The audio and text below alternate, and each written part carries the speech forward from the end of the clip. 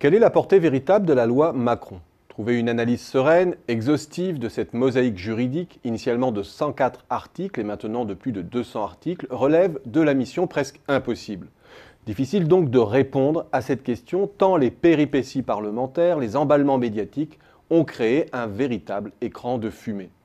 Les promoteurs même de la loi avaient probablement intérêt à ce que tous les détails ne soient pas scrutés avec attention. Tirant profit du bruit et de la cacophonie sur quelques articles que l'on connaît, les notaires, le travail le dimanche notamment, pour avancer masqué sur d'autres points plus décisifs. Et s'il y a eu diversion, quels sont ces sous-marins juridiques? Je vais tenter ici un premier exercice de repérage, sans grande assurance, sachant aussi que c'est souvent à la pratique que l'on mesure la véritable portée des textes. C'est d'abord concernant le droit du travail, et notamment tout ce qui facilite les accords à l'amiable entre salariés et employeurs, que la loi introduirait les changements à plus lourde portée.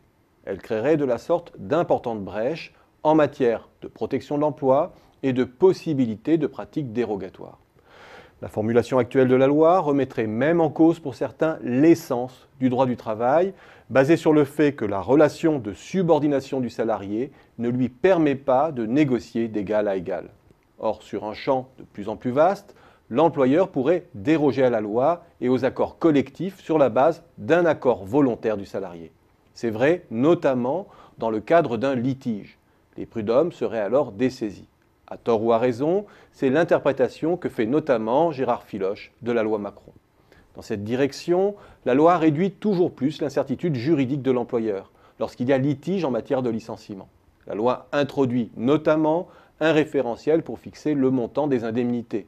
Les employeurs pourront ainsi s'engager au prud'homme avec un risque financier calculé d'avance et avec un risque réduit de se voir embarquer dans des procédures coûteuses et interminables. Il y a aussi tout ce qui concerne les PSE, les plans de sauvegarde de l'emploi.